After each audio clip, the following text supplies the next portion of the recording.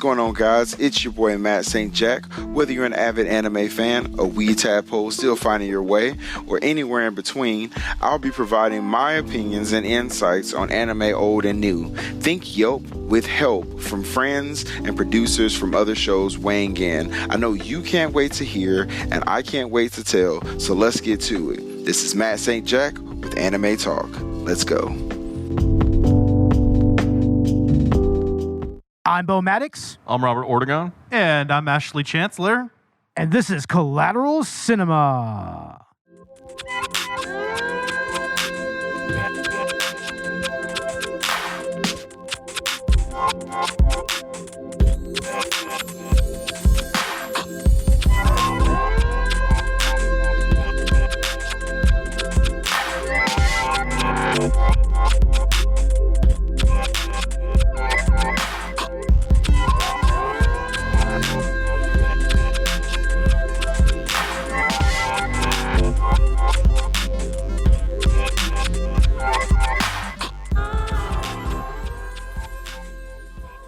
Welcome to Collateral Cinema, the only movie podcast that matters, where we focus on good movies, bad movies, and everything else in between in the world of cinema. We are podcasting straight from somewhere in Texas, and yes, my friends, we are a 420-friendly podcast, so whatever you have, smoke it if you've got it. Happy spooky season. This is actually the second episode of our spooky season, and also the second episode of season 7 of Collateral Cinema. It's great to be here, right, guys? Yes, it is. Oh, definitely. Great to be back. Especially in the spooky season, our favorite time of the year, you know. I mean, this is whenever we start our season, so it's always good. But definitely, I love Halloween, and this movie is just dripping with Halloween, right? Yes, it is. This is a very Halloween movie. Perhaps more Halloween than Halloween. I don't know about that. I don't know. Well, yeah, it's got like 4 or 5 stories in it, so yeah, it's pretty damn good. Yeah, I would say so. Well, it's a movie that's very much about Halloween. It's actually one of the few horror slasher movies that I've seen that's strictly about the holiday. Like Michael Myers just happens to kill on Halloween, right? But like, it's not really about Halloween. So this is one of the only examples I know that truly encompasses that. Yeah, and not only that, but also the fact that it's an anthology movie really kind of helps it kind of become a bit endearing, because, I mean, you have 4 stories here. They all intertwine at various intervals, especially if you really look closely. And I mean, it also has some very, very recognizable characters here, namely Sam, or Sawane, the little pumpkin dude. Yeah, so he's actually kind of one of those like horror movie villains that shows up that's instantly iconic. Like, okay, this is a good horror franchise mascot. Although, this is just the one movie, not a franchise. But there's definitely like the potential there. Although, I mean, this came out in 2007. So I don't expect anything, else to pop up, sequel or otherwise. But a pretty iconic character nonetheless. Yes, definitely. And I mean, even recently, we've had some new horror icons kind of come into, like, take shape and whatnot. Like Art the Clown from Terrifier, yeah. or Pearl from the movie Pearl, or like even a few years ago, like the Babadook and everything. It's like, I mean, there's a lot of great iconic characters, but Sam to me is next to Michael Myers, he's just so synonymous with the holiday, and what he's supposed to be. He's supposed to be kind of a guardian spirit of Halloween, and that's and he's also kind of in the same tradition of like the Crypt Keeper or the one ghost dude from Creepshow, in that you have to have that one supernatural entity to kind of tie these stories together. Yeah, I think you really do. I mean, and Sam is the one persistent thing in all of them. I mean, like you said, they do all sort of overlap in different ways, but the one consistent element is Sam in all of these stories. And sometimes he takes place in the terror, and other times he's just there, just kind of watching, observing. And apparently he's got a shtick for the whole, following Halloween traditions thing. Like, He just likes to watch you guys. he just likes to watch you guys. He likes to watch all the Halloween fun time. Yeah, he looks more like a watcher. Yeah, there's anyway. lots of Halloween. Oh, yeah, right. But God forbid, it's one thing if you're, the bus driver that drove a bunch of mentally disturbed kids off of a cliff, but God forbid you put out a jack-o'-lantern on Halloween. Well, that's something that goes all the way back to Samhain and the Celtic origins of Halloween. I mean, jack-o'-lanterns were totems that were meant to ward off evil spirits and whatnot. So yeah, it would track that. I mean, just extinguishing a jack-o'-lantern means that you're pretty much inviting all these spirits in and everything. So yeah, I mean, that's the other interesting thing about this movie is that it still kind of takes old school Halloween traditions into consideration and really kind of injects them into the background of these stories and whatnot. Nice. Yeah, definitely. There's quite a few twists actually in this movie, right? Yeah. Yeah, it's got more lots and twists lots than, of twists. It's got more twists than Shutter Island. Isn't it? The Shutter Island, or like what's another good twist? This, what a twist! Sixth Sense or something like that, or just Shyamalan Ding Dong and all that shit. Yeah, M. Night Shyamalan. But Robert, this was a movie that you chose for the podcast, specifically for Halloween. Like, what is your experience with this movie? Like, when did you first see it, and what did you first think of it? I'm pretty sure I saw it like right when it came out, like in 2007. My dad had brought it to me, and he was like, dude, have you seen this movie? And so we put it on, and then it's just, watching all four stories just play out. And then it's like the story that really got me was, the bus full of kids, and the bus driver driving them off the cliff, I don't know. That was pretty horrible. Oh, yeah, that was town awful, just straight up. how the whole town just got together, dude, and they decided to do that, Yeah, I mean, back in the 50s, that was a very common thing. It was like, I mean, just look up what they did to Mary Kennedy. What the Kennedys did to her. Like, they pretty much just threw her away and gave her a lobotomy and whatnot. And but shit. that was something that a lot of parents of differently abled kids, they just kind of threw them into homes and just forgot about them. Like stopping school buses on a railroad track. Yeah, something like that. Ghost tracks. Yeah. I don't know, but yeah, that Little Red Riding Hood story is okay too, though. Yeah, we may as well go ahead and actually just start talking about the stories in this movie and how they kind of intertwine. The first story that we see, if I recall, is the couple that are coming home after having some fun at the parade, and then the wife she hates Halloween for some reason. I don't know why you would hate Halloween. I mean, For real. What kind of person are you? But yeah, she starts taking down all of the Halloween decorations, and that, of course, includes extinguishing a jack-o'-lantern. Maybe she was raised Mormon or something.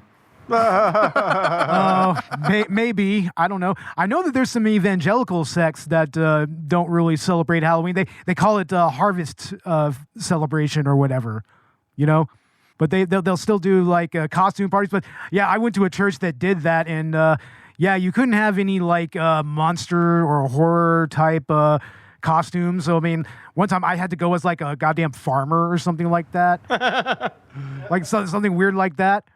So they're like cowboys and angels and like kids dressed up as biblical figures for Halloween. You know what? Like, my mom didn't let us dress as anything scary. It wasn't a religious thing. She just didn't like it, so we never. But yeah. Your mom doesn't really seem to be a very horror adjacent type of person. No, not like not us. at all. No. But Yeah, I mean, that opening scene where, you get the wife that hates Halloween for some reason, and she puts out the jack-o'-lantern, right? Yeah. And I love that there's that one little callback to Halloween '78 with the one kid with the mask is just sitting there pulling a Michael Myers, just staring and everything. And you think that he's gonna like maybe factor into this, but then a car pulls up and then it's just a kid waiting for a ride. Yeah. So that's another good thing. Another good thing this movie is good at, is just kind of subverting things, right, Robert? Those fake outs, right? Yeah. Yeah, lots of fake outs and red herrings in this movie. Yes. Yeah. Yeah, there definitely are. But I love the kill that goes on with the wife. Like she's just attacked by Sam underneath like you don't even really see it happen. You just see the aftermath more or less. Like she's covered in a sheet, and then you see her have her throat slit, but she's under the sheet with Sam. And I love the gore effect of the husband finding her body and everything. Like he went inside thinking he was going to get some sexy time. Like he had that fucking nature. What was written on that tape that he was watching, the porno tape? It was something nature, something nature or nature show or something like that. Yeah. I don't know, but it's porn. It's fucking porn, And he zonks out. He realizes his wife never came back. He walks outside, and she's one of the Halloween decorations. And she's got a big old Halloween sucker stuck in her mouth, and she's been pretty much dismembered and everything. And I have to say, I like how the gore effects, it's not too extreme, but it's still very bloody and very like gnarly. But it's not so much that it's like, really excessive. Not too Tarantino, Not too Tarantino, or we can go even further, like total Diodato. Cannibal Holocaust and shit. The Pumpkinhead. But that's an interesting opening scene. But honestly, the next story that happens is the one that's like my favorite because it stars Mr. Dylan Baker. And Dylan Baker... Dr. Connors. Yeah, you say Dr. Connors, but what I know him from is a little movie called Happiness. It's actually right here in my disturbing movie collection here. It's a movie by Todd Solondz that is gets into some pretty raw thematic material of the Kitty Diddler type.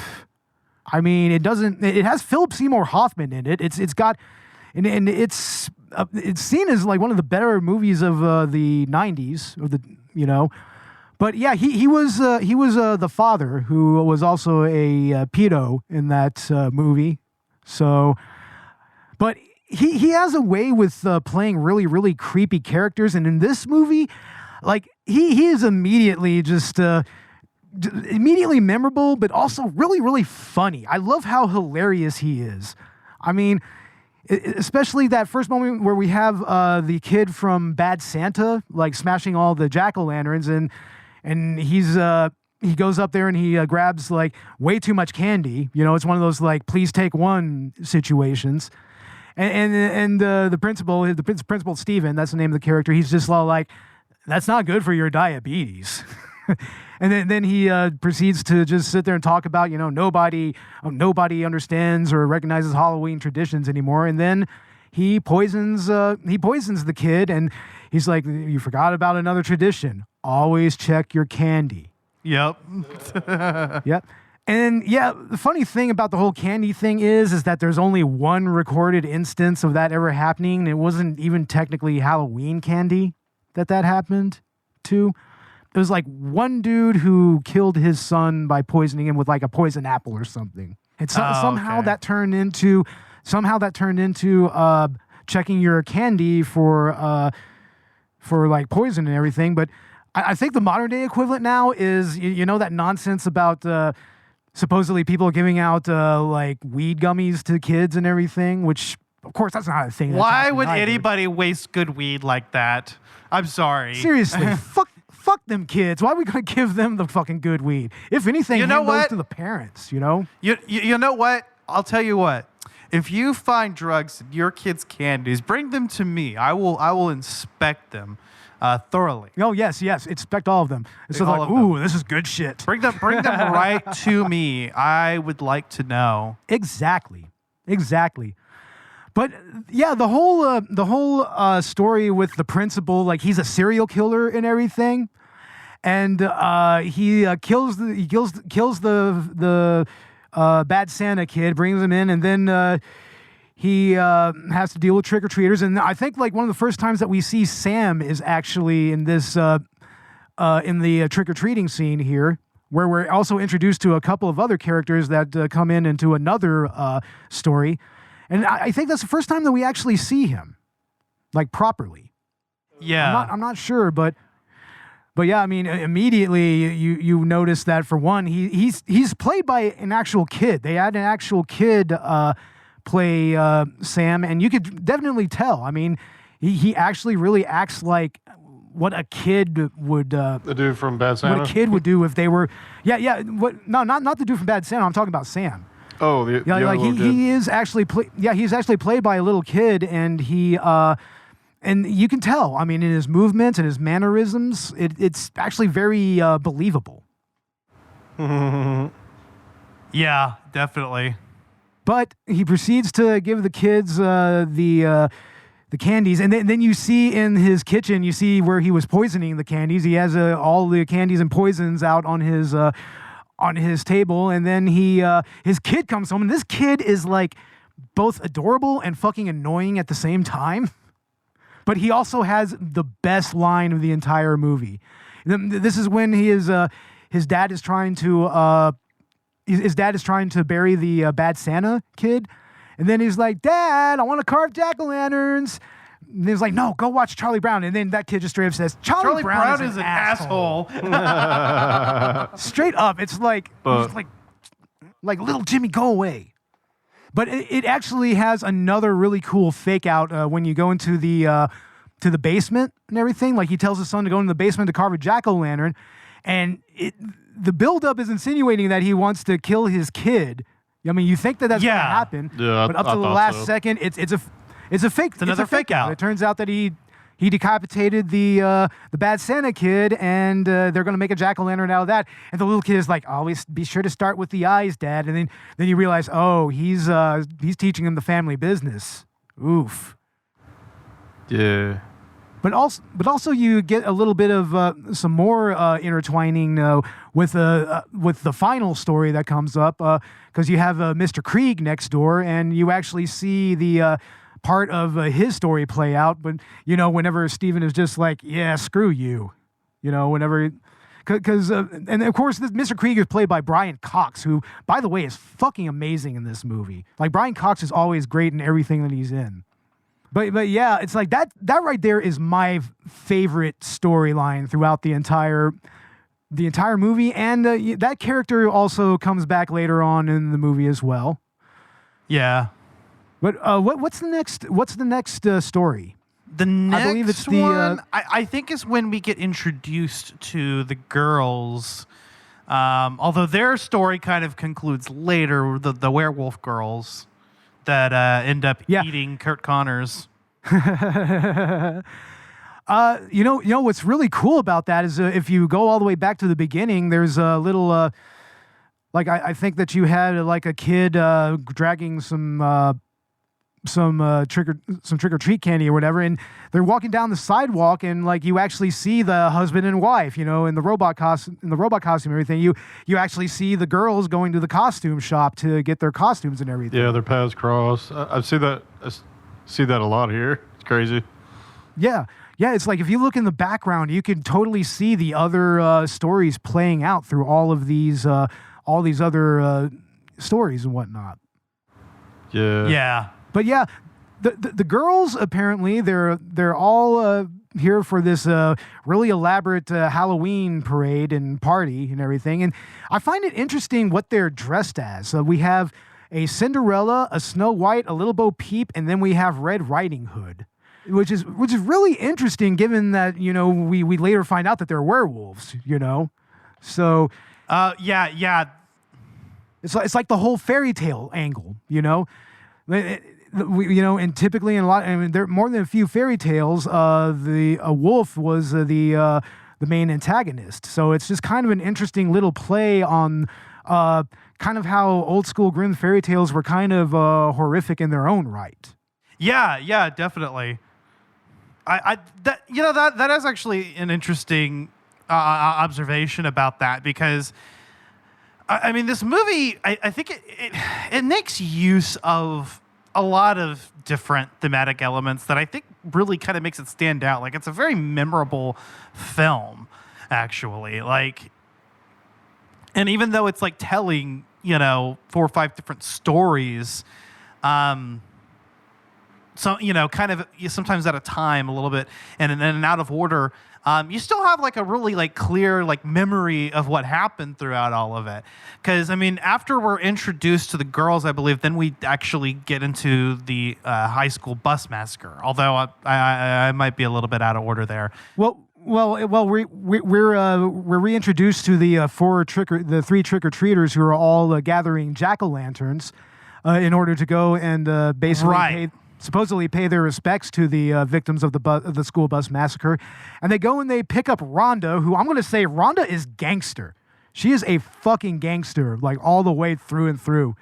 Like, I mean, unfortunately, they do use a anti-disabled slur to describe her, but then the girl's just like, no, she's an idiot savant. R-word style.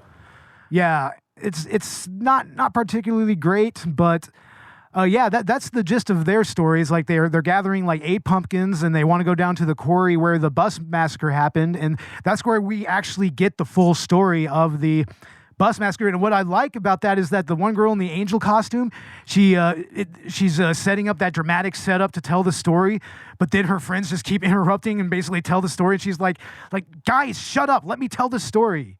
So, and then they go and do the story about the bus driver who was paid to kill a bunch of differently abled kids. It's like, so yeah.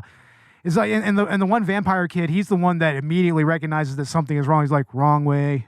He counted all the exits, and he's like, wait, no, we're not going home. And then he's actually aware enough that he realizes what's happening, that something bad is happening. That was fucked up. Robert, you mentioned it earlier. Yeah, I mean, pretty sad, right? It really is. The whole town just gave up on their kids, and I mean, I guess that they were they violent? Did they say that for sure? I don't think that they were violent. I think that they were just special needs kids for the most part. They were literally just special needs kids, right? Yeah.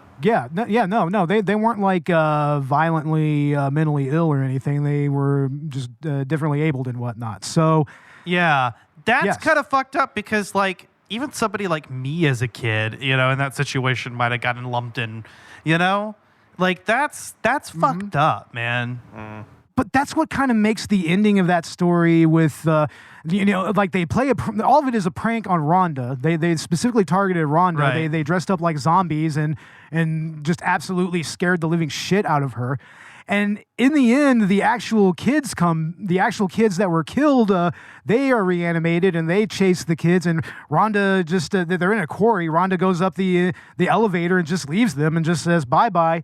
And, like they said that she's kind of special needs in her own right. Like, I mean, possibly on the spectrum, maybe. Yeah. And, yeah, she's the one that ultimately leaves them to their doom. Basically gives them their just desserts. Rhonda's cold as fuck. She's cold. She is gangster. Total gangster. Damn I mean, straight. I absolutely love it. And then there's that moment where There can only be one. There can only be one, exactly. But what is cool is she still has her jack-o'-lantern completely lit and everything. And there's that moment where she gets to the top of the quarry where she sees Sam, and they kind of have a little knowing glance there. Kind of like they recognized each other a little bit, because, I mean, she was the one that actually knew all about Samhain and whatnot, and even like explained it to the little pirate kid. Hey man, game recognizes game. Game recognizes game, exactly. Like so along with the principal, she's one of my favorite characters out. Oh, of this it was entire Nature movie. Special. Nature Special. Oh, of course. Yeah, I have the movie on Nature right now. Special. We just restarted it. Oh, okay. Hell yeah. Yeah, Hell we yeah. had to, you know. Oh yeah, Bring you it know on. it. I'm watching right now. I've got the review that Hack the Movies did on Trick or Treat, and I actually recommend that. Hack the Movies is great. I mean, you should totally go watch them or listen to them. But yeah, after that we kind of start. We have a little segment where we're introduced to a masked killer who, as it turns out, is the principal. And he's kind of going around the parade being a vampire or something. It's like, and he actually kills a woman that he picks up, like, and just goes full on vampire on her, you know. But he's not a real vampire, of course. He's just actually doing some really hardcore play acting. I thought he was a real vampire at first. Like, I was like, wait, I don't what? Is he a know. real vampire? Well, it's kind of weird that he turns out not to be a real vampire when, you know, the girls turned out to be real werewolves. Isn't that crazy? Yeah, right? It's like it wouldn't have been out of character for this movie to have an actual honest to goodness vampire in this movie, and it's even funnier that it would be the Principal Steven. Yeah. That's kind of where, like, that was one of the first, like, real big twists. That and the fact that the girls were werewolves, all happening at once. And this is as the film is starting to get towards its conclusion. After this point, it's just another series of reveals. But by the way, we should point out that Anna Paquin plays the Red Riding Hood girl. Oh, yeah? That's Anna Paquin. Yeah. And I really like her performance in this movie as well because, I mean, she totally plays the virginal girl, like, to a T. But then you get to to their party that they've been alluding to. Like, they invite all of these guys. They invite the clerk at the costume shop, and then the news crew. They invite all of them, and incidentally, there's that one baby, the one dude in the baby bib and everything. That's actually the dude that played the big dude in 13 Ghosts. Remember that, Robert? Oh yeah. Yeah, he was in 13 Ghosts. He was one of the 13th ghosts. One of the 13 ghosts, actually. Yeah. So That movie's crazy, dude. Damn. oh, that's a great movie. We should do that next Halloween, honestly. That'd be really, really cool. Hell yeah.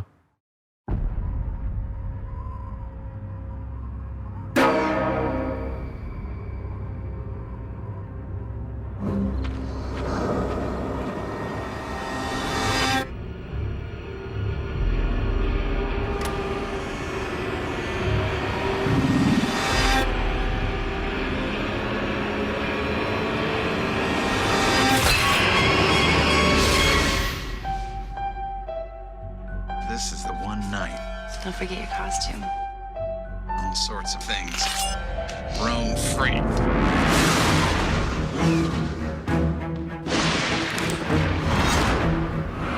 The Halloween School Bus Massacre.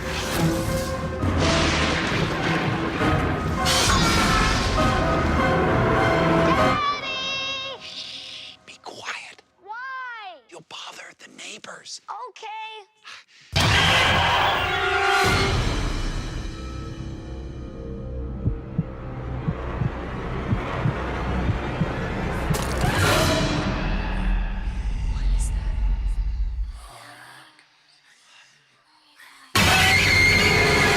Wait. There's another tradition.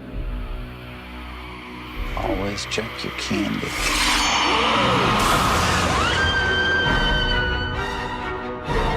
Something out of your weird voices!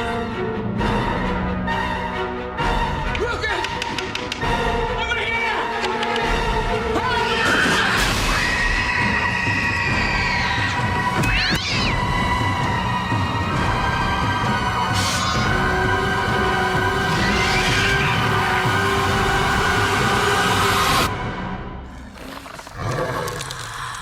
You gotta be kidding me.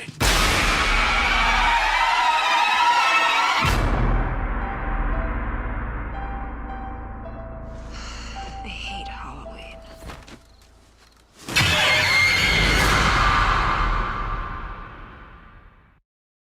And also, I mean, I don't know if you remember the little kid that was peeking in on the werewolf girls as they were changing. That's the same actor that plays Sam, right there. Yeah. We get to their party, and at first it looks like it's just a typical bonfire. But then we have a body fall out of the woods, and it turns out that Anna Paquin, she was attacked by Principal Stevens in his vampire mode, and basically fought him off and injured him and brought him to as a sacrificial lamb for the werewolf girls. And I want to say, this is actually one of the coolest takes on werewolf transformations that I've ever seen in a movie. Oh yeah. Like the idea that they're just literally ripping off their skin and everything. Like, I don't think that's really been done before. Well, I mean, the Slovene did it at Doctor Who first, to be fair. So. Oh, really? Oh, really? Yeah, that was 2005. Who cares about Doctor? So. Who cares about Doctor Who? We're not talking about Doctor Who. Like they look kind of like American Werewolf in London or something. Or Paris. It is a cool effect, though. Yeah. It really is. I mean, honestly, American Werewolf in London, that's the top werewolf transformations. Never been done better, in my opinion, like ever. Yeah. Hey, remember Fright Night 2, the original? Damn. Yeah. The werewolf change was pretty sick, too. Yeah. Yeah, also in The Howling. The Howling had some pretty okay transformations dude, the as well. fucking Howling. Yeah, the original one. Oh, man. Yeah, I have that movie. I have that movie somewhere around here. Maybe I got to pull it out and watch it. That'd be a good Halloween movie. Transformation on that shit's crazy. But yeah, I mean, they rip off their skin and everything. Like, it's both kind of sensual, but also very, really creepy and everything. And they're doing it all to Marilyn Manson's version of Sweet Dreams Are Made of These. Yes. So it leads to what I would say arguably is like the centerpiece of the movie, is that werewolf scene, because the practical effects on the werewolves are also really, really top notch as well. Yeah, no, it really is. That the whole transformation and everything looks great. I will say it definitely looks a lot better than the Slovene transformation in Doctor Who. Whatever you say, Ash. Whatever you say. But then from there, like you see Sam there. Sam's watching all this go down as well. So he's just like, yes, perfect Halloween. But then we get to the penultimate story, and that's the story of Mr. Krieg, the old man who just doesn't fucking cater to any of this Halloween bullshit himself. Okay, so get this. I actually figured out who he was, right, Robert? Mr. Connors. Or what? No, the Mr. Krieg. Mr. Creek? Yeah, the old man. Yeah. We were watching it, and didn't I tell you? I was like, he's the bus driver, isn't he? Yeah. I mean, I'd seen it. You hadn't seen Yeah. I mean, I guess that it is kind of easy to. It was kind of guess, predictable in retrospect, but I felt cool. When you actually get to it, it actually really makes sense. It ties everything together kind of thematically well and whatnot. But the actual Sam's actual assault on Mr. Krieg is probably the one of the more bloody moments in the movie. But I mean, Krieg puts up a hell of a fight against Sam. I mean, Sam just finds his way into his house. Then you have that one creepy moment where he pulls what was the movie that had like people walking on the ceiling and everything? Like, I can't remember. I think it was a vampire movie or something. But yeah, Sam just is climbing up on the ceiling and then just drops right on top of him. And you also see Mr. Krieg's moment where he's talking. There's a moment in the principal's story where he sees Mr. Krieg, and Mr. Krieg is just like, "What are you doing out there?" It's like, right. It smells terrible. Are you what are you getting rid of bodies? And you see briefly in the window, well, as Mr. Wilkinson or Dr. Connors is coming in back into his home, he's like, "Well, Wilkins," and he's screaming out to him, and Wilkins, clearly he's Wilkins! in distress. And then you actually see something grab him and shove him against, out of view, and that pays off later because you see Sam show up in his home, and you're like, okay, now we're getting this side of the story, because you kind of shelved that, and you're like, okay, we're gonna come back to that probably, and then it does. This movie does that a lot. But what I really, really like about it is that it's also kind of evocative of Gage from Pet Sematary a little bit. You know, whenever he goes wrong and he like attacks Fred Gwynn, like there's that moment where he slices the Achilles. He slices the Achilles heel. That's total Pet That Sematary. scalpel. Yeah. Yeah. But he had a razor blade and a candy bar, dude. That's what he had. Yeah, a razor blade and a candy bar. But also, that's what's really cool about that moment is that's where we see the horror come into full effect. Like Sam kills the dog and uses the blood to write "trick or treat, smell my feet, give me something good to eat" all over the place, and then you have the jack-o'-lantern just barrel out flames and everything. And this is something that I want to get into about Krieg and his gun. Okay, so yeah, he makes it clear that he has an NRA membership and that he has guns and everything. So he has a double barrel shotgun. Now typically a double barrel shotgun, it has 2 chambers. You put 2 shells in there, and then they're usually hammer fire. They have two hammers, and you can either use one or you can shoot both of them. There's at least two moments in this scene where he cocks it as if it's a pump gauge. You hear that's what you hear. you hear him fucking cock a fucking pump action. I'm like, well, wait a second. What the fuck? That's a fucking that's a double barrel shotgun. Those are like single loaded shotgun shells. Exactly. Yeah. You load 2 of them, you shoot them, and then they're usually breakaway, you open them up and it expels the shells, and you can put 2 more in there. But there's no pump action with a double barrel. It's just a trigger, or it's just a hammer, like you said. Yeah. It's hammer fired and everything. So that right there kind of rankled my it rankled my gun ownership a little bit. I'm just like, I mean, I've fired shotguns before. It's like, no, that's not how that works at all. So that's one tiny little oversight that this movie kind of goes over, you know. But what I also like is that when he actually finally shoots Sam, all that comes out is pumpkin guts. That's the best. There's like Pumpkin guts come out. Yeah. Because he's like this like pumpkin like skull creature. This is the scene where you actually also get to see what Sam looks like under the mask. And he looks fucking cool under the mask too.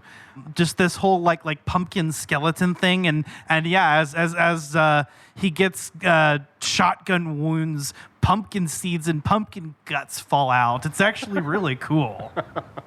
Yeah, and then we kind of get a cool little callback to Evil Dead 2 with the severed hand. The severed hand starts crawling his. Yeah. He starts crawling his way back to Sam and then reattaches itself to Sam's arm and everything. Oh man! And then that's where we lead to the penultimate moment where Krieg is down. Like Sam has just got back up. He's coming at him with a sharpened. He takes a bite out of the sucker and everything.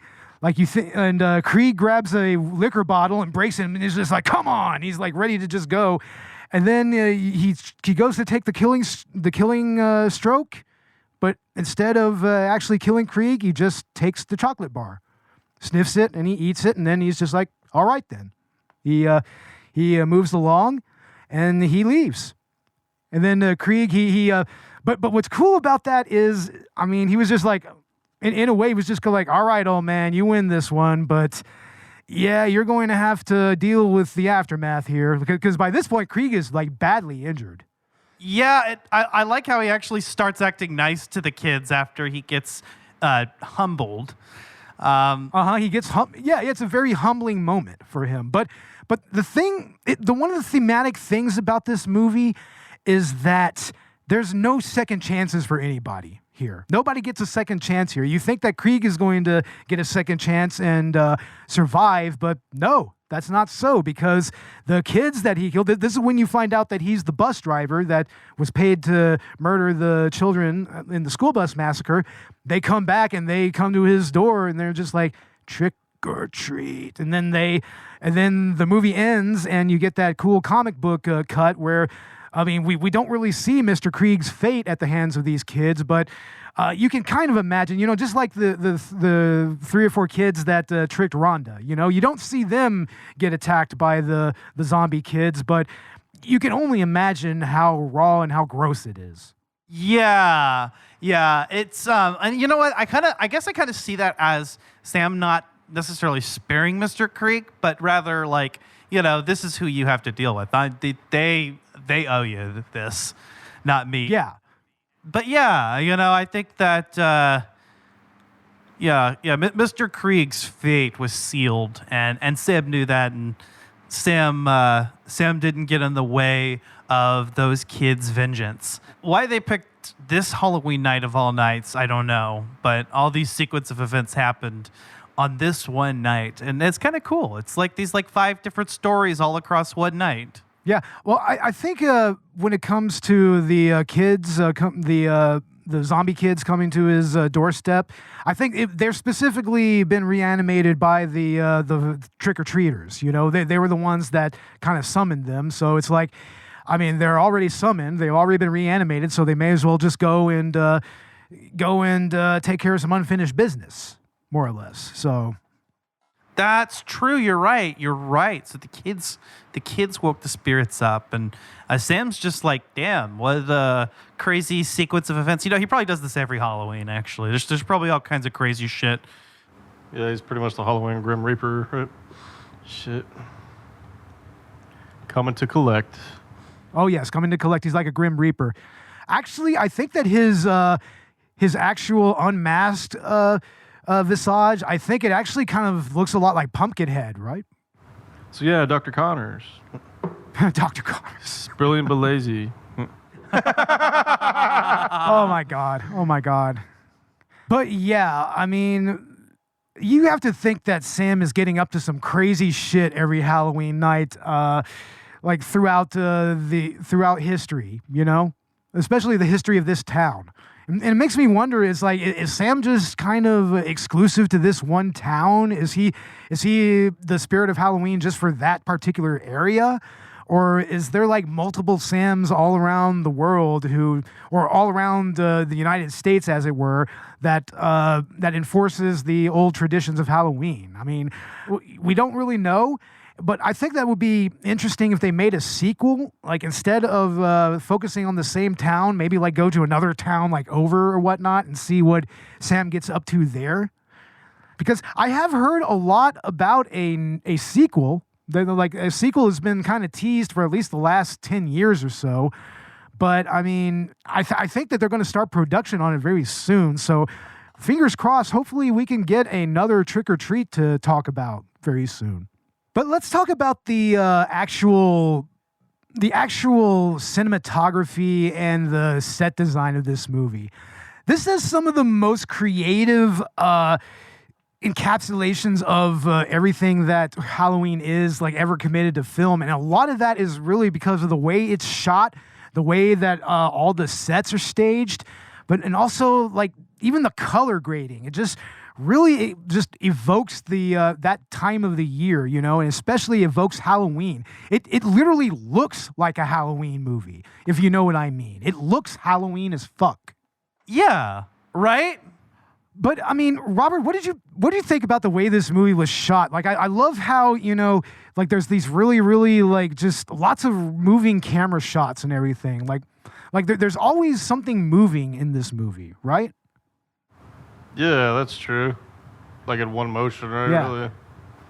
But the decorations, the set designs, everything looks legit. I don't know, really. And what really makes it pop is that comic book thing that they did, especially for the Warriors. That's the only thing I've seen it in. But yeah, I mean, it really kind of evokes Creepshow, actually. Because Creepshow had that comic book motif, so... Yeah, it makes it better. I'm what else had that? Kablam had that, right? Kablam. Oh my God, I can't believe you just brought up Kablam. Kablam had that. That's something I haven't heard in ages. Holy shit. But I also love how all the Halloween decorations are done in this movie. Like for instance, Rhonda's house, like you see all of those jack-o'-lanterns that are out there. And what's interesting is later on in Mr. Krieg's segment, you kind of get the same thing when Sam starts to attack him. It kind of makes you wonder if there's a real connection between Rhonda and Sam somehow, right?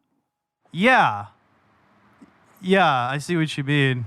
Yeah, let's go ahead and start wrapping this up. I mean, I think we've spoken about pretty much everything we like about this movie.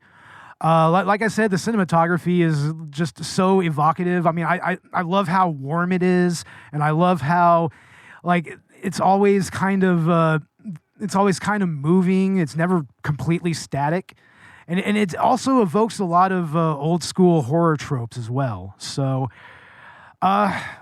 I guess what do y'all think about this movie? What are our final thoughts on Trick or Treat? Yeah, actually, I would recommend this movie to anybody around this time of year, actually. And so would Nostalgia Critic, right? Oh, yeah.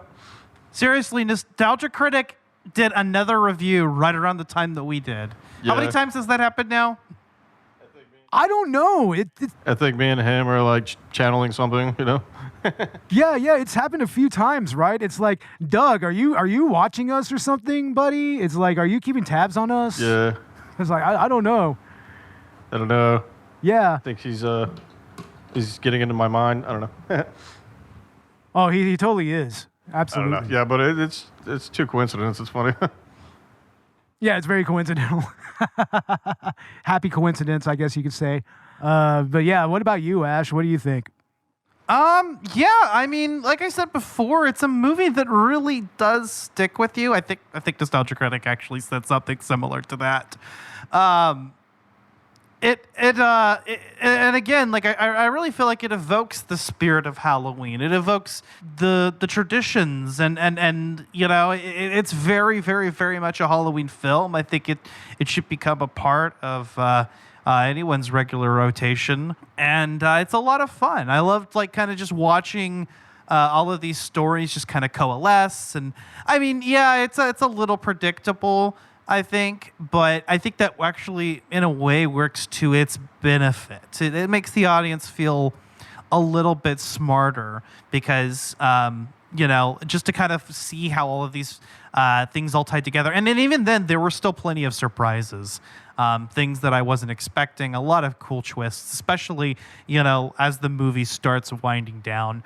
The effects are excellent, really, really excellent use of practical effects. Everything down to the cinematography, the way it was shot. Like you said, Bo, it just really speaks Halloween. It's an excellent movie, and yeah, you should go check it out this Halloween or this spooky season. Absolutely. And I think that this is quite possibly one of the most rewatchable movies I've ever seen. It's watchable and it's infinitely rewatchable. Yes.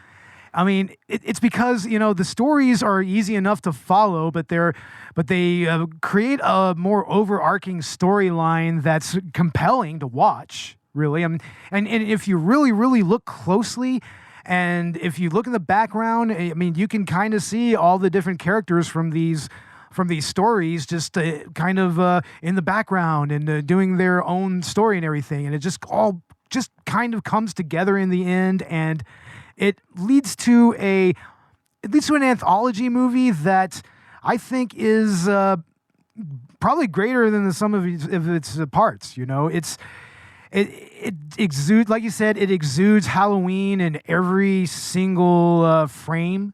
You know, like I said, the cinematography is just really, really brilliant. You know, and its subversion of horror and Halloween tropes.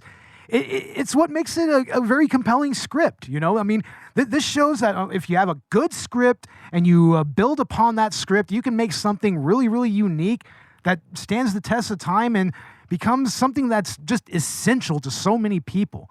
I mean, this is pretty much a straight-up cult classic now. I couldn't even really find this movie on DVD. I actually went out into San Antonio looking for it, and I couldn't find it anywhere. Huh. Yeah, I couldn't find it, and yeah, it makes sense. I mean, this is definitely a movie that anybody who is into horror or who loves Halloween, you should have this in your collection, and you should definitely watch this every year. I mean, I think next year I'm definitely going to rent it, or if by that time, hopefully I'll find a copy and I can buy it. And I will definitely watch it next Halloween. I mean, it's just something that you do. I think that it's even more essential than John Carpenter's Halloween a little bit. Although I will say Halloween 3 is probably the next movie that's probably closest to the feel of this movie, more or less. It's closest to like actually capturing what Halloween as a holiday is about. Season of the Witch. Yeah, Season of the Witch. It's like that's another like essential Halloween movie as far as I'm concerned, other than of course the original 78 Halloween. But this movie has more Halloween than Halloween, if you know what I mean. You're right. Like the first Halloween barely had like 2 pumpkins in it. Yeah, this barely one's got had like a couple whole of damn pumpkins. field of them. Yeah, like twice. Yeah. I'm pretty sure they weren't even real jack-o'-lanterns. They had to paint something to make them look like pumpkins. Probably. I mean, I wouldn't be surprised. I mean, it was probably a lot easier logistically to just fabricate fake pumpkins than using real pumpkins. But I don't know. It would be pretty cool if there was like an actual dedicated jack-o'-lantern carver for this movie. They even have them like out of styrofoam nowadays, you know? Like, Oh, yeah. You can get styrofoam Halloween decorations for jack-o'-lanterns. But as far as I'm concerned, that's not a real jack-o'-lantern. And if you try to pull that shit, Sam will totally raid your house and will fuck your shit up. But yeah, I really like this movie.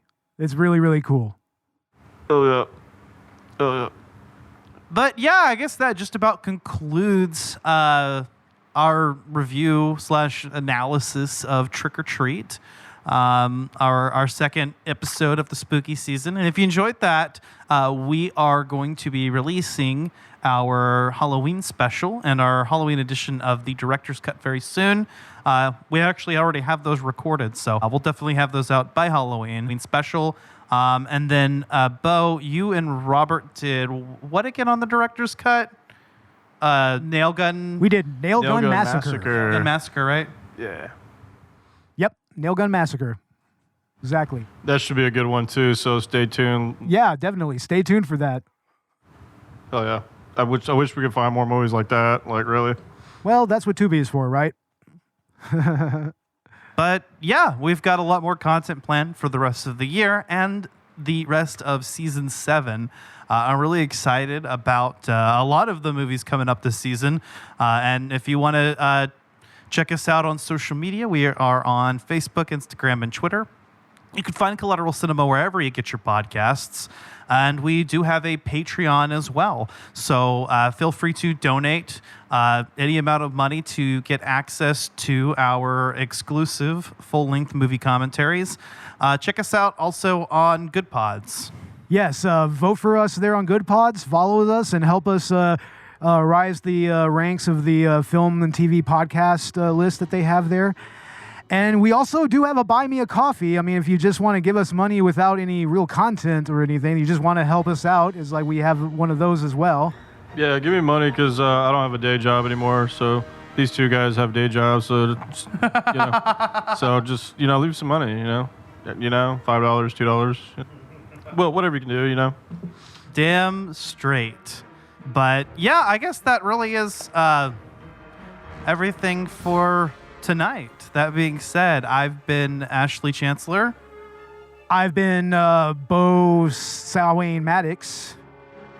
I've been Robert Ortegon. And this was Collateral Cinema. Have a happy Halloween, folks. We'll see you then. Bye. Yep, happy Halloween, y'all. Laters. Happy Halloween, everybody.